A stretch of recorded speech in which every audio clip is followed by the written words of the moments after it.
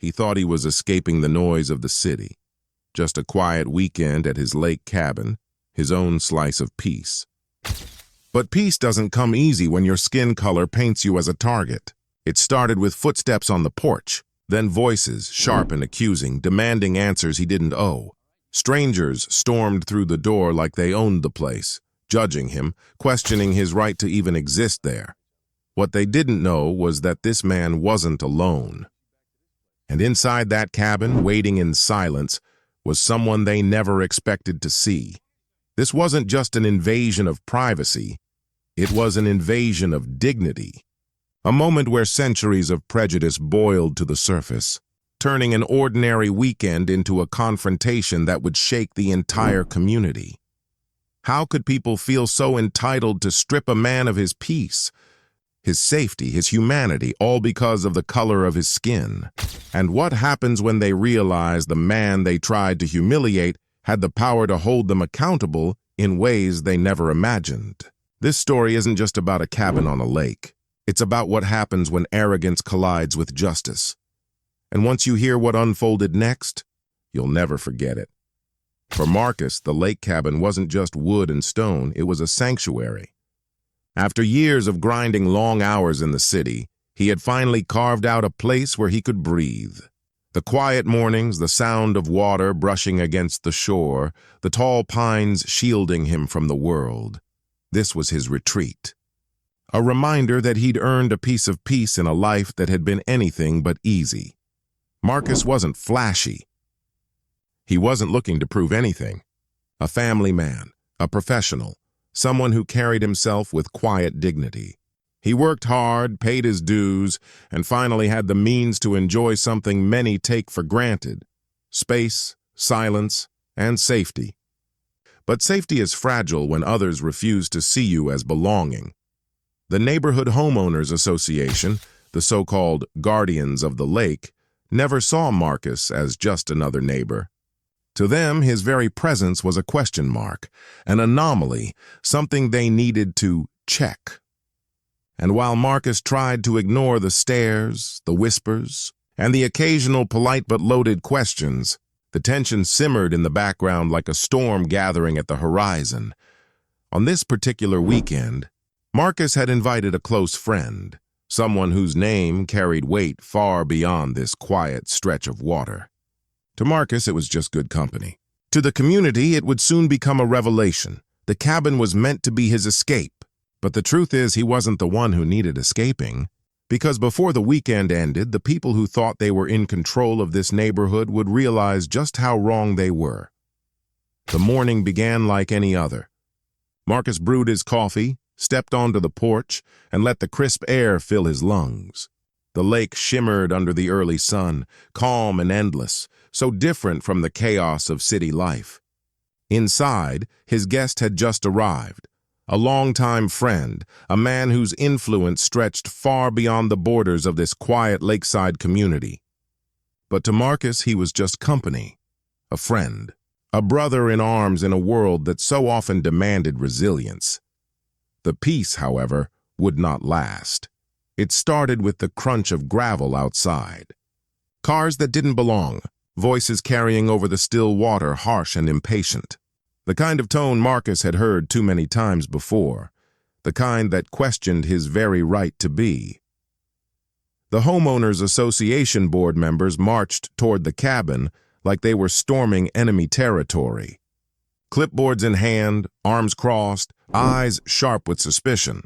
They didn't knock. They didn't announce themselves. They entered. Just walked right in like the home wasn't his.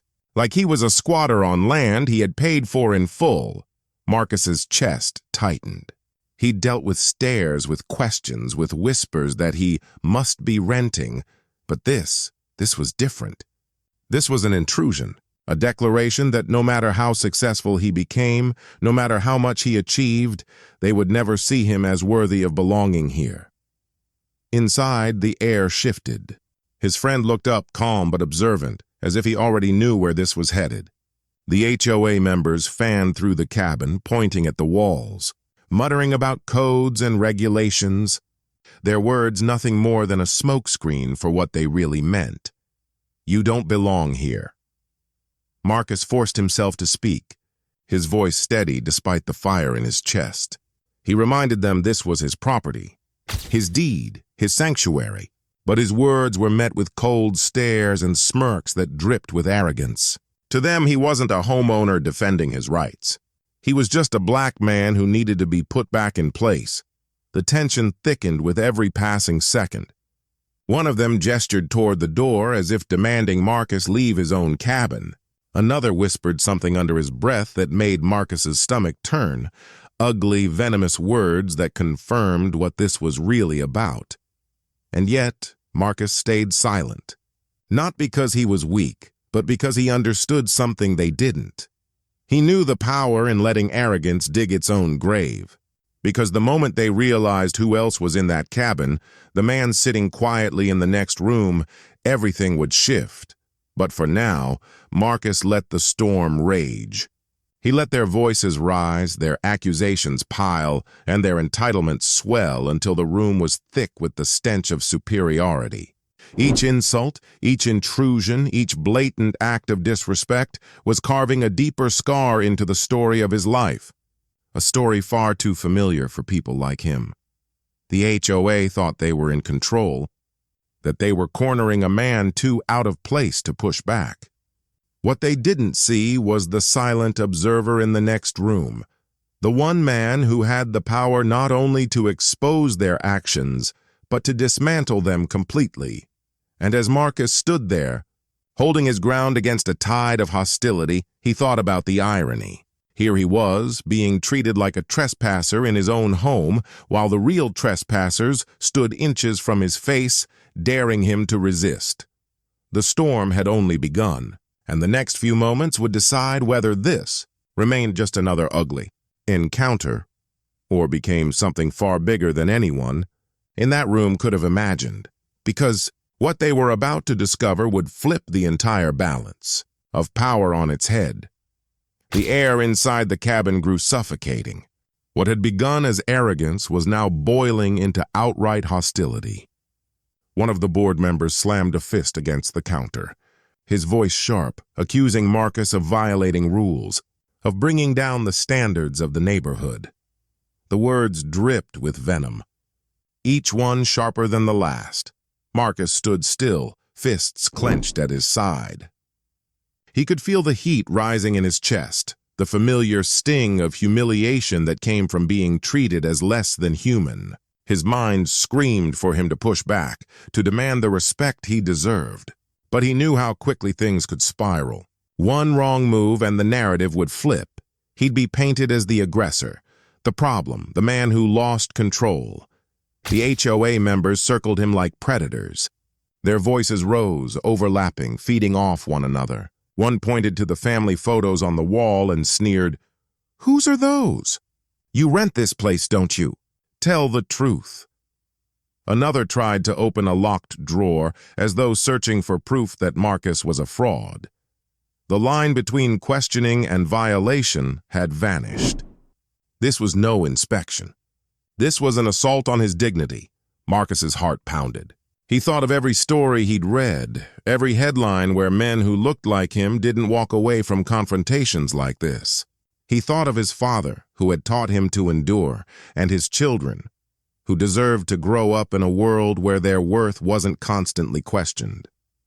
And in that moment, fear and fury twisted together in his chest.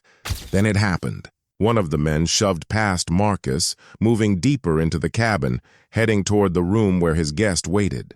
Marcus stepped forward, instinct rising to stop him, but before he could, the door opened. Out stepped the man they least expected. The state attorney general, calm, measured, watching. The room froze. The board members' bravado evaporated in an instant. Their clipboards lowered, their voices cut off mid-sentence. The weight of who stood before them pressed down like a thunderclap. The Attorney General's eyes swept across the scene, the intruders, the chaos, Marcus standing tall but visibly shaken. He didn't need Marcus to explain. The truth was written in the smug expressions that had now dissolved into panic. The silence that followed was heavier than any shouted word. Marcus felt it in his bones. For the first time that morning, he wasn't alone in carrying the burden of proof. Someone with power, someone who understood, had seen it all with his own eyes. And yet, even in that moment, Marcus didn't smile. He didn't gloat. Because the reality was clear, it took the presence of one of the highest legal authorities in the state for these men to even pause, to even consider that maybe they were wrong. Without him, Marcus knew exactly how this story would have ended. Just another black man accused, dismissed, and humiliated in his own home. The board members stammered, fumbling for excuses, misunderstanding. Routine check, when just doing our job. Their voices cracked under the weight of their own lies. But the Attorney General didn't need explanations. He'd seen enough. And Marcus? He stood there, his body trembling not from fear but from the sheer force of holding himself together through the storm. This was the breaking point, the moment where his patience, his dignity, and his very humanity had been tested beyond reason. What happened next would decide more than just the outcome of that confrontation. It would decide whether justice would finally pierce through the arrogance and entitlement that had poisoned this place for so long.